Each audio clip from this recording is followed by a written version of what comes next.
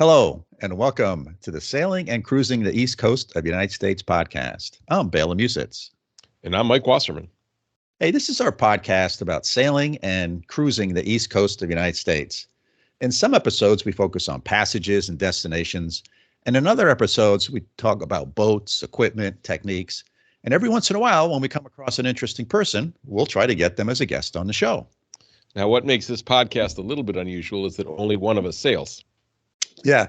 The sailor's Bela, that's me. And I've been sailing for over 30 years, not across oceans, but on lakes and coastal cruising on the East Coast of the United States.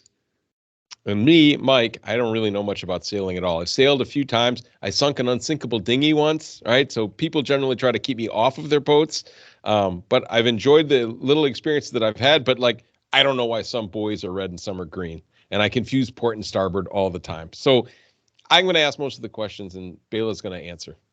Yeah, I'll try to do my best. Hey, Mike, before we dive into this episode, we need to say a special thank you to our newest Patreon supporter, David. Thank you, David. If you'd like to support the podcast, it's super easy. Just go to patreon.com/sailingtheeast. The podcast is now also available on YouTube, as well as your favorite podcasting app.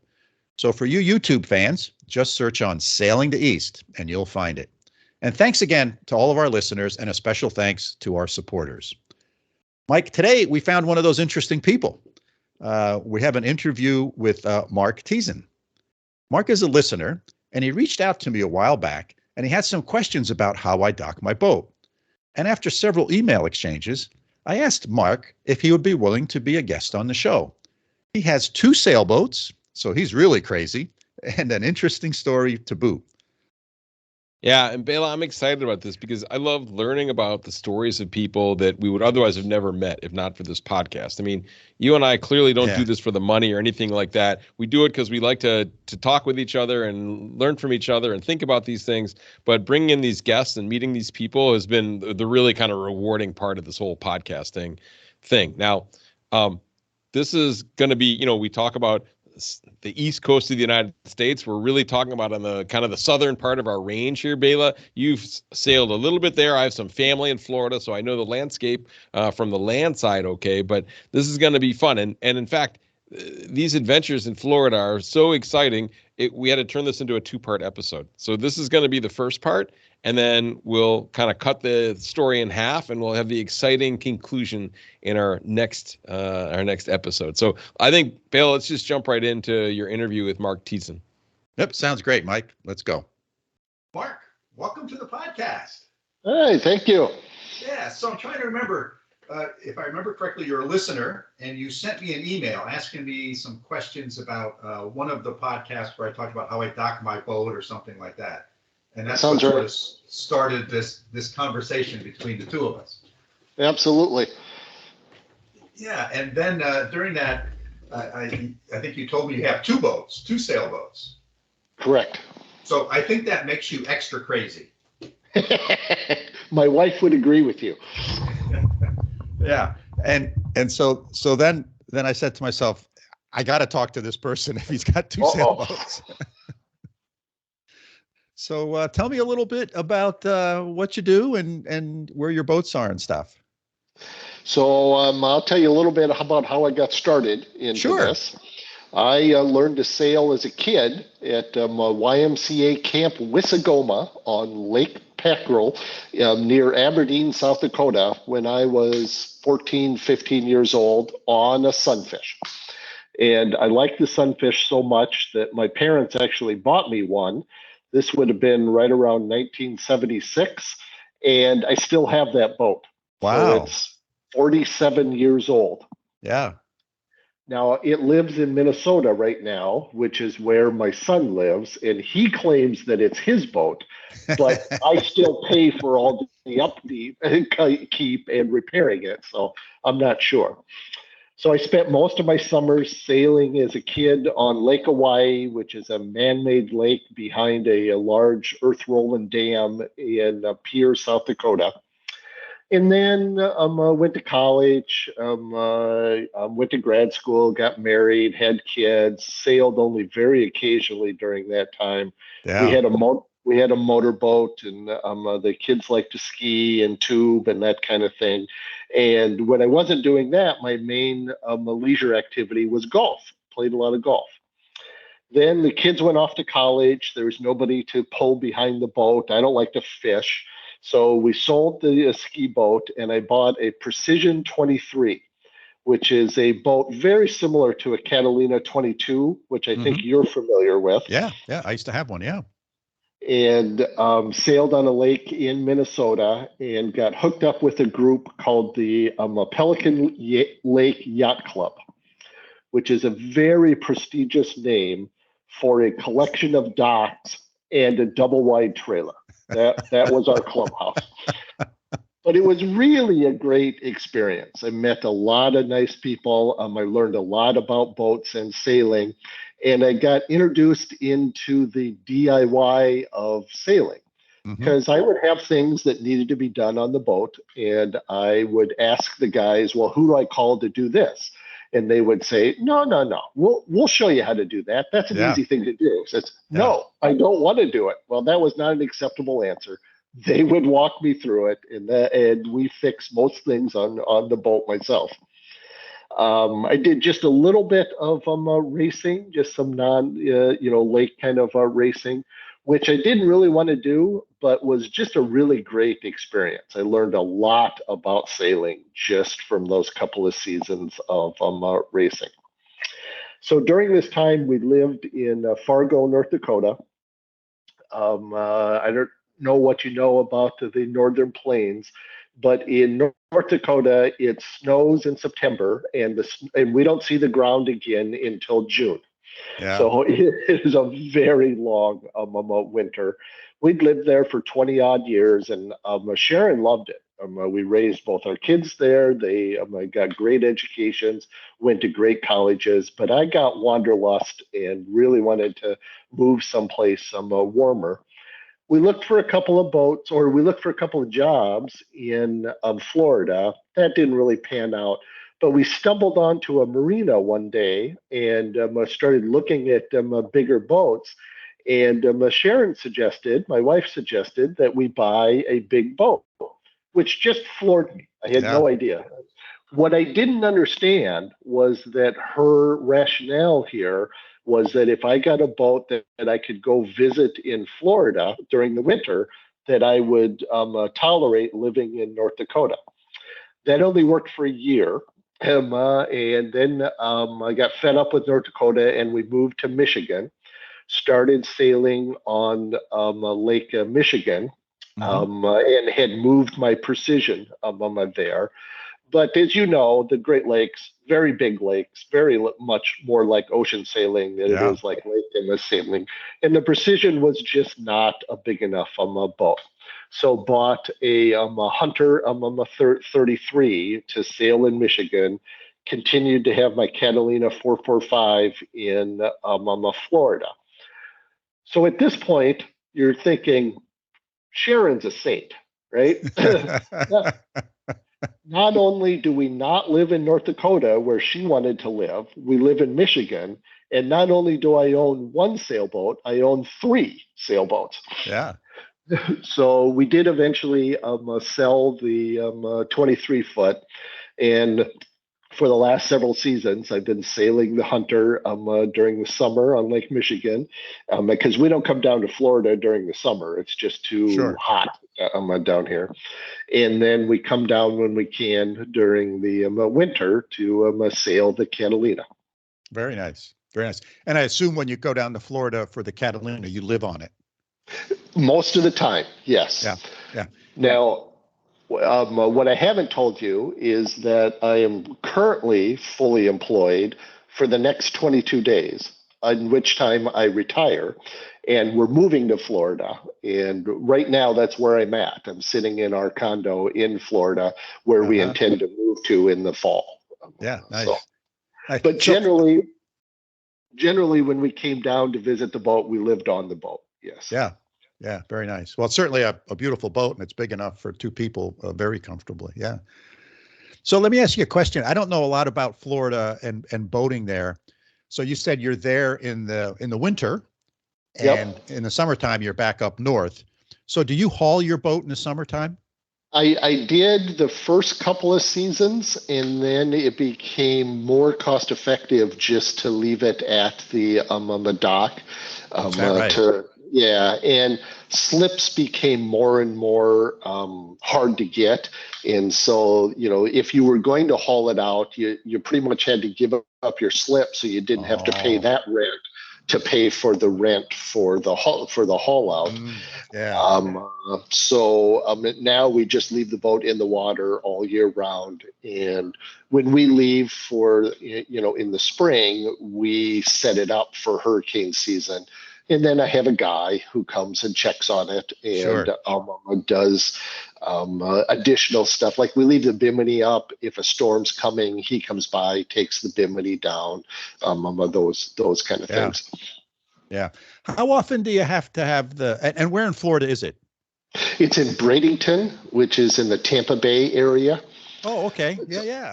I've chartered out of Tampa Bay. It's quite nice down there. So we're on the south side of Tampa Bay, right before you get into the Gulf. Oh, okay. Yeah, I think we actually spent a night in a marina down that area someplace. I couldn't tell you exactly where. So do you? How often do you have to paint the bottom down there? Every 4 or 5 years. Oh, okay. So that's pretty good. You get 4 or 5 years out of it. And do you have the bottom cleaned, or do you haul it out and clean it? Nope, I have a diver that comes every month and scrubs and cleans. Oh, is that the bottom. right? So once a month, that's done. Yeah.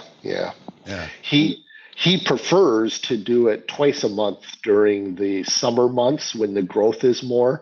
But I don't use the boat during the summer, so I hold him down to just once a month. Right. Yeah. It always amazes me how much. And you probably noticed this on the Great Lakes and your lake sailing and ocean sailing, the amount of marine life in the ocean is just incredible. Oh yeah. I mean, everything grows in salt water. It's just, and compared to freshwater, right? I mean, I grew up, my sailing background is similar to yours, and I learned on a sunfish on a lake.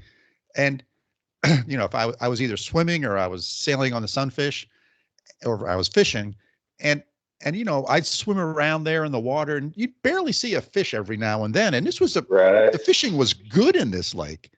And I go to the marina, there's fish all over the place, just around the docks. It's just incredible. And all the stuff that grows on a piece of plastic in the water. It amazes me.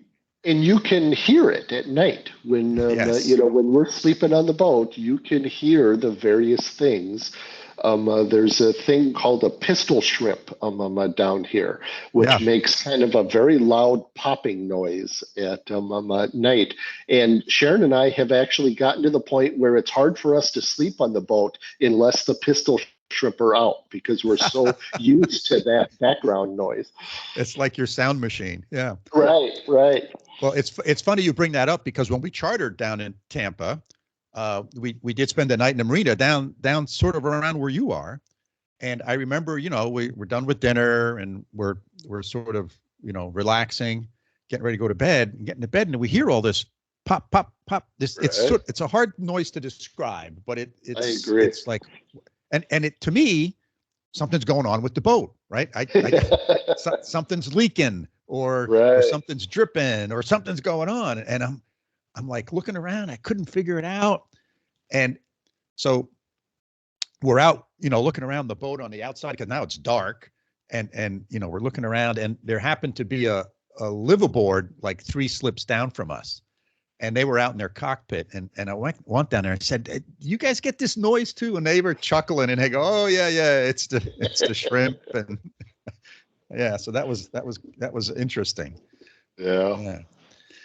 So in your most recent email to me, you said you've had some challenges down there in Florida with your boat. So take us through that. So this is hopefully somebody will learn something about this. Yeah. I know that I learned a lot of things from we call it the incident.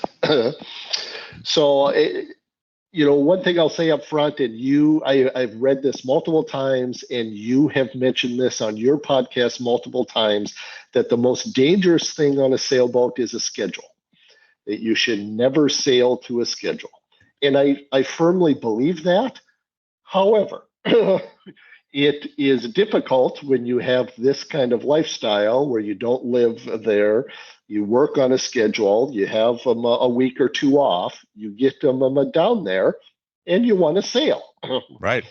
So we have tried to modify us. We used to come down with our trips as preset destinations. Now we come down with our trips saying we're just going to be flexible. We're going to go where the wind takes us on these various trips. So we showed up towards the end of January at one of these times. Sharon wasn't with me. My buddy Alan was with me, and he's my sailing partner who lives in Minnesota.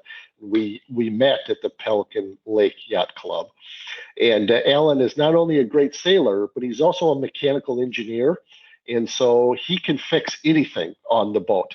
And many times he's actually walked me through things on the phone, me trying to fix the boat. So he's a great partner to have. We got down there, so it's Wednesday, January 25th, and we're leaving Bradenton, where the boat is, and our plan is to sail up to Gulfport, which is a 4 or 5 hour sail kind of north of where we are. And it's brisk outside. And the nice thing about where we are is that we can either go, once we get out into Tampa Bay, if the weather's good, we can go south and go into the Gulf and be there in about an hour. And if the weather's rougher, we can go north and just sail in Tampa Bay, which is a little bit more protected there. So this particular time was kind of in between. We decided to stay in the Tampa Bay, in the south part of Tampa Bay. And it was 15 to 20 knot winds. We only put the jib out. We never even put the mainsail up. And we were making 5 to 6 knots. For anybody who knows the area, we actually went up the North Egmont Channel, which is a big shipping channel that the big freighters use. And we got out there fine, and we got to Gulfport without too much trouble. And at Gulfport, it's a great town. It has this huge public anchorage. There's always 50 to 100 boats there, but there's always room for more. We always find a good place to anchor. There's actually even a mooring field there for a very reasonable amount of money. And they have great restaurants. So our typical pattern is to anchor, take the dinghy into the dinghy dock, which is a nice public dinghy dock, walk to one of the restaurants. You know the story. Yeah. Gulfport's a great little town. It has one of the most honest city mottos I've ever seen in my life. Their city motto is, Gulfport is a drinking town with a fishing problem.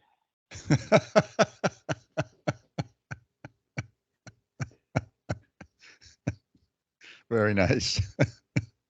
Now, typically that anchorage is very well protected, but this particular night, the way the winds were coming, it was a little bit rough in the anchorage. And so we decided not to take the dinghy out, and we just ate on the boat that night. Now, the other great advantage to having Alan on the boat is not only is he a good sailor and can fix anything, he's a very good chef. So he cooked us a very nice dinner, had a nice night. Next day, it was a Thursday. We checked the weather, and it was actually a little rougher.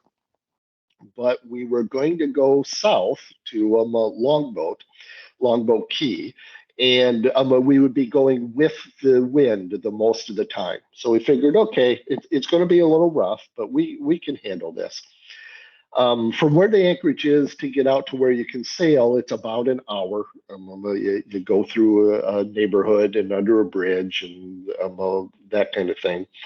And the last half a mile to a mile is kind of a narrow marked passage with pretty big breakers on either side. Mm-hmm. And the waves were kind of intense in there. They were 6 to 8 foot waves that we were heading directly into. I had the motor just a little bit above my usual cruising RPMs, and we were only making about 4 knots. And when we hit one of these waves, we were down to about 2 knots. But we eventually get out there, and this time we put the mainsail up. We put about 3/4 of the mainsail up and left the jib down. And the first hour of the trip was a beam reach, and that was a little bit rough, but it was still fine. We weren't nervous about anything. And then we actually got to Egmont Key, and once we got to Egmont Key, we could turn south, and then we were downwind. And then the sail, as it always does, gets much easier. Sure. We're still in 4 to 6 foot swells, but we're going with them. Sure. It's not bothering us much. Yeah. And we're easily making 6 to 7 knots of boat speed. So it's typically about a 3 to 4 hour sail, and we made it to Longboat Key in 2 hours. We made a very good time. So Longboat Key is a place that we've been multiple times before. We know how to get in. There's a bridge that we have to have open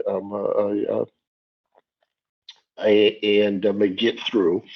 We put the sail down, turn on the motor, and at this point, we're kind of tired. It's been a difficult sailing or a challenging sailing day, but we're feeling pretty good about ourselves. Still in these 4 to 6 foot waves. And here's where I make my first mistake. There's a marked channel that starts in the Gulf and it goes in Longboat Pass. And it is the most conservative route, like most channels are. Now, again, we've been down this pass multiple times, and I had several charted routes on my charter and on my tablet where I knew that the water was deep enough for us to go through. Yeah, I can see by your smile that you already know what's going to happen here. So I'm directly on one of these charted routes, and we hit the bottom of one of these troughs and bottom out the boat, and we hit something. It felt like a rock. I don't know what we hit, but we hit something hard. And immediately the rudder locked in the starboard position. I could not turn the rudder at all. And so we bounced on this reef or bottom or shoal, whatever it was, for a couple of times. And, the waves are all behind us, and they pushed us into the main channel.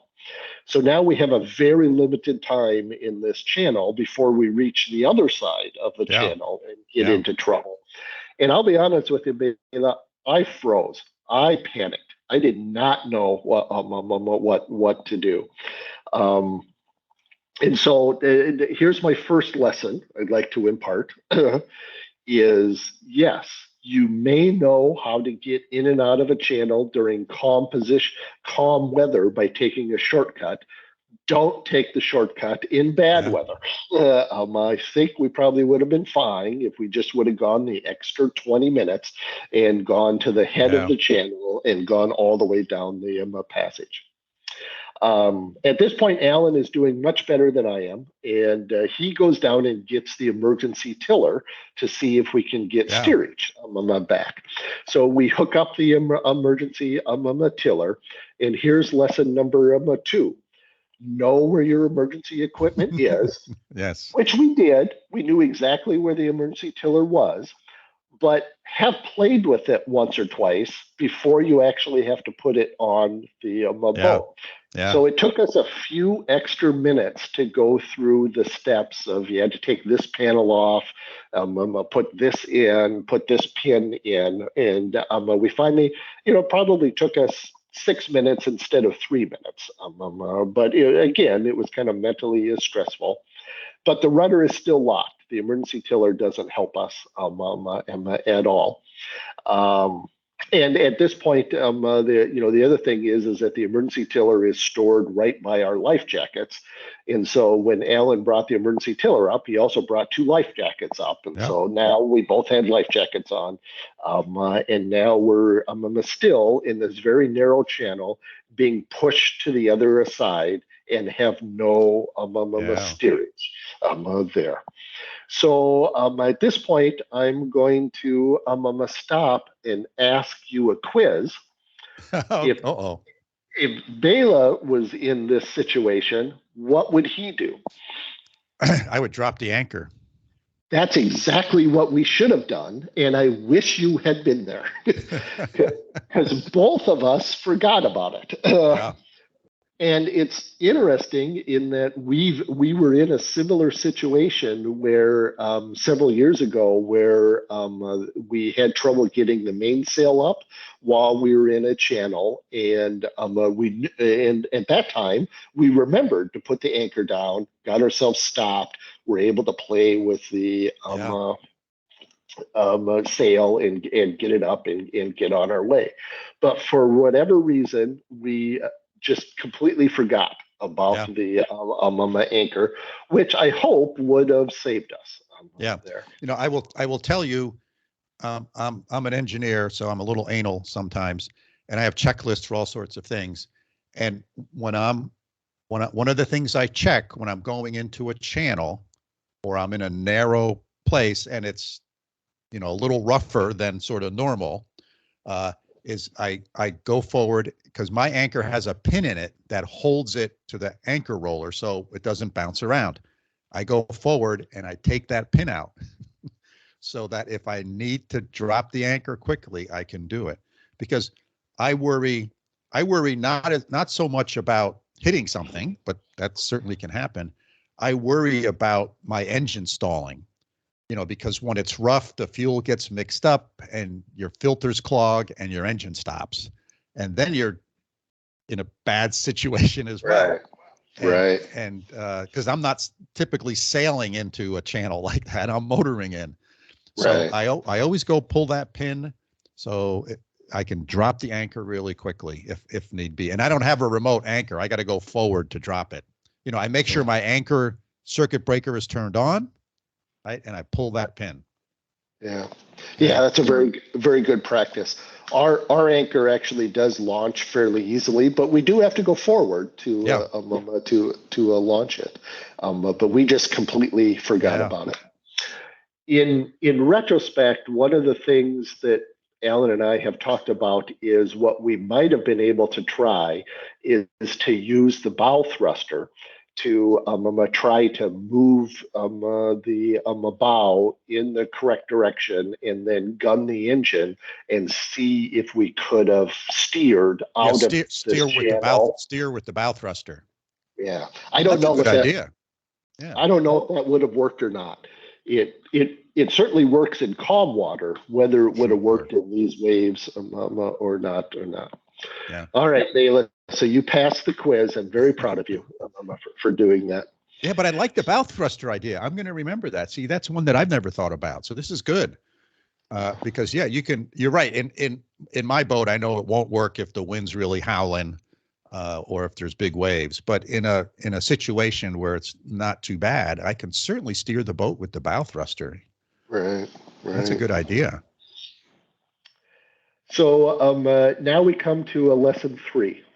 Lesson 3 takes a little bit of explanation here. So the lesson is, don't ignore routine maintenance items on your boat. Okay. So I know my boat fairly well. I assume that most boats are set up this way, but the steering mechanism, there's a wheel. Yeah. That wheel is connected to a series of cables. When you turn the wheel, it turns those cables that are connected to a quadrant, and the quadrant is attached to the shaft on the rudder, and that's what turns the rudder. On my boat, and I suspect that many boats are like this, there are 2 cables attached to the quadrant that are then attached to fixed places on the inside of the boat. And their job is to limit how far the rudder turns. Oh, yeah. Okay. So that you can't turn the rudder too far, which is exactly what happened to us, right? We hit something, the rudder got slammed over, and it got caught underneath the fiberglass on the boat and was stuck there. So when I first bought the boat, both of those cables were too loose. We could turn the rudder too far, both port and starboard. And I had a guy help me, and we fixed them, and we got the port side one correct. So I couldn't turn too far to port, but we never quite got the starboard one fixed. And so when I was making tight turns to starboard, I would get this alarm for my autopilot that I had turned the rudder too far, and I'd have to press a button on the autopilot to make it stop beeping at me. And it never caused us any problems, and I just never got around to doing this. Because on most things on a sailboat, it's a huge pain in the ass to fix. Right. You have to stick your body halfway down into the aft lazareth, and get both of your hands on the cable joint and get those screws undone, and then try to pull that cable straight. Right, it's a 8-strand wire cable, Right. which doesn't bend all that much. So anyway, we had never done that. I never got that fixed, and I'm sure that was part of the reason that we got into trouble with that. Okay, so what happened next? What happened next was I got single-minded on something that was clearly not going to help us. And I got it into my head that I had to call somebody. We were in trouble. I needed to call somebody. So I'm clicking through my head, who should I call? Well, the bridge tender is right there.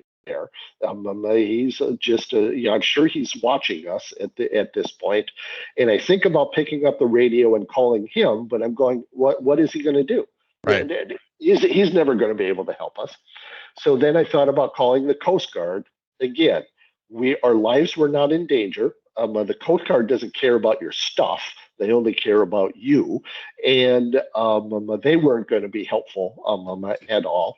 So I settled on calling my towboat company, Towboat Yes. US, which I have a full subscription to.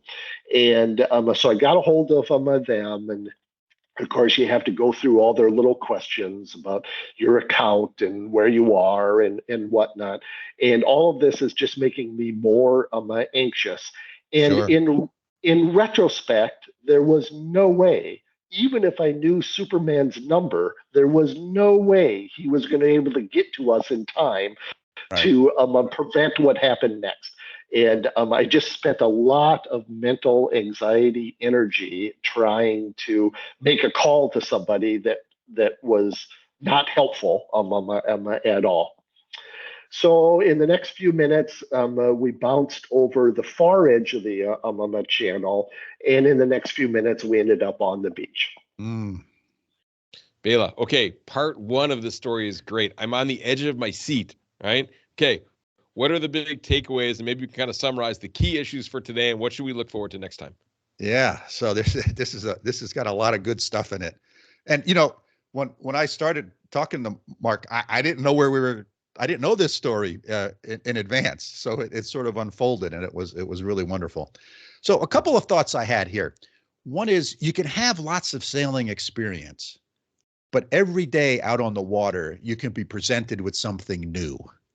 And so your ability, that experience helps you figure out what to do in those new situations. But every day is a new experience. And I think that's one of the key takeaways. And no matter how many lessons you might have, how many sailing schools you go to, sort of the actual getting out there is very different.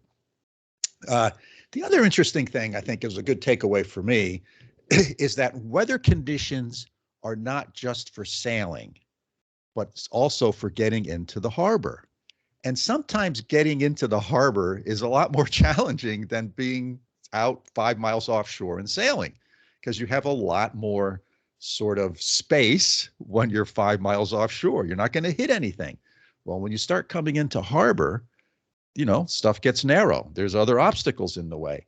So one of the things that Evie, I've never thought about is, oftentimes you'll see the weather forecast for the day and the wind's going to increase as the day progresses. And you say, oh, okay, I'll go out sailing for 3 or 4 hours. And as the wind starts getting stronger, I'll start heading back in. Well, I'll tell you where I keep my boat on Narragansett Bay, the channel into the marina is really tight. 2 boats can barely pass each other. So there's not a lot of room for error, if you will. And if the wind's really howling and the waves are big, I don't want to be out there. I don't mind being out sailing in the main part of the bay. That's fine. But coming into harbor is a much more challenging thing. So I think you got to think about that weather piece as well. What were some of the things that struck you, Mike? Well, to me, it's just the story of hearing how his brain worked when he was undergoing these challenges, right? And the things that he was trying to do and looking for, I think were fascinating. And then, I guess to me, it's this idea of, I don't know, the idea that when you ask people for help or you need help, that people share their knowledge and people want to help you, maybe sometimes too much. But is this knowledge sharing that kind of Mark talked about? Is this something that you see as typical in the sailing world? Oh, Mike, it's unbelievable. The sailing community is the first place the boating community is the first place I really experienced this, and particularly the sailing community. But I have an interesting observation, right? So the boating community is so helpful. And this has happened to me at the marina. I'll be working on my boat and I need a tool or something I don't have with me. And I'll go knock on my next door neighbor and they'll have the tool. They'll come over, they'll help me fix the thing I'm doing on my boat, and or they'll give me something that they have an extra one of. They might have an extra oil filter or a fuel filter or something. Just give it to me. It's remarkable. And I think it's really, really interesting. I compare that to some Facebook groups I belong to that are focused on sailing. And in a Facebook group, it's about, people will post a question like, hey, my engine keeps quitting on me. This is the engine I have. Does anybody have any comments? And 50% of the comments will be helpful. They'll be thoughtful and helpful. The other 50% are wise ass remarks, right? And then I was thinking about this a little more. Oftentimes you'll hear people on the radio and out on the water, on the marine radio, and someone will be having a conversation. Of course, everybody can listen in. It's sort of like Facebook, right? Everybody can sort of listen in. And someone will make some comment or ask a question about something. Well, gee, what's the best way to get into this harbor? And you'll hear wise ass remarks. You'll hear helpful information, but wise ass remarks. And I think the conclusion I've come to is that if it's anonymous, that's when there's a lot of crap going on. That's when there's a lot of noise. That's when you get the wise ass remarks. When it's not anonymous, when it's face to face, like I'm in the marina and I'm asking somebody, I want to go to Block Island, which harbor should I go to? They give me good advice. They either say that they don't know or they give me good advice. It's this element of anonymity. I can't say that word. It's this element of being anonymous where all of a sudden the channel gets very noisy. I don't know. That's what kind of got me going there. No, I think you're right. And I think the history is filled with this, right? That the cloak of anonymity is used, right, as kind of an excuse to be a wise ass or a jester, or right. to be mean to people, right, to bully people, right, and all of these things. And when it's face to face and when it's human being to human being, people, I believe in the goodness of people, and not everybody's like this, but we've heard this consistently throughout this podcast, right? 79, I think, episodes are on, right? And it's this decency and humanity towards others, whether it's a boater to boater. You've told some really cool stories about going into marinas and how helpful the people in marinas are in different parts of the industry, right? We had one on paint, right? And the paint person is really helpful. So all of these kind of neat things where it is kind of 99% helpful rather than 50-50. And I guess that's the key, is to, make contact with people and ask questions, and people will help you. But I think that's fascinating, right? How much help he was given, and people care about him, right? And people want him to, to solve his problems and help him solve his problems. It's pretty cool. So I think that's kind of a special thing. But, I think we're on the edge of our seats here to find out what happens. So maybe we should stop now, wrap this episode up, and give people a chance to kind of hold their breath and see what happens in episode 80 when we have the conclusion of Mark's story. Yeah. There's one other quick thing I want to say, though, Mike. Sure. So, and this is about, being an engineer, and that makes me a little anal about certain things. And early on, I used to work in an airport, so I used to hang around airplanes and pilots a lot. So I can remember, and for a period of time early on, I thought about being a pilot. And so there's when you're flying an airplane and in pilot training, there's a lot of scenarios that they think through about what to do when something goes wrong. So if this happened, if all of a sudden this part of the airplane stops working, here's the things to do. And they have checklists for all that stuff. And, last 2 summers of sailing, I've made it a point to go sailing solo, to go out by myself. So I'm dependent. I need to figure everything out. And I think this notion of sort of thinking through, what if my engine stops as I'm going into the harbor? And I've thought about this given the place where our marina is, and it's such a narrow channel. What am I going to do? I've thought about various different scenarios like that. And thinking about them in advance, I think, helps prepare you if they should ever happen. And that's why I do all these checklists about things, right? It's sort of from my pilot dreaming days of sort of thinking through that stuff, because that's the stuff where it can make a big difference. The other thing I wanted to say is about the Coast Guard. And I hear this on the radio all the time out on Narragansett Bay and in Buzzards Bay. People say, hey, they call the Coast Guard and they say, hey, this, I just ran aground and come help me. And the Coast Guard goes, okay, is anybody hurt? Is any lives in danger? Is anything like that going on? And they say, no. And the Coast Guard says, well, you call a boat towing service. So the Coast Guard is there when there's, danger to life and limb, or there's going to be some catastrophe that happens if your boat blocks a channel or something, if it sinks, right? That's when the Coast Guard's going to come into action. So the Coast Guard is not like the police department or the fire department where, if you have a cat stuck in your tree, you can call them and they'll help you get the cat out of the tree. That's not how the Coast Guard is. And I think that's a misconception that a lot of boaters have. A lot of boaters say, oh, I'll just call the Coast Guard. Well, they're there for a very specific reason. So I think this notion of self-reliance is really, really important.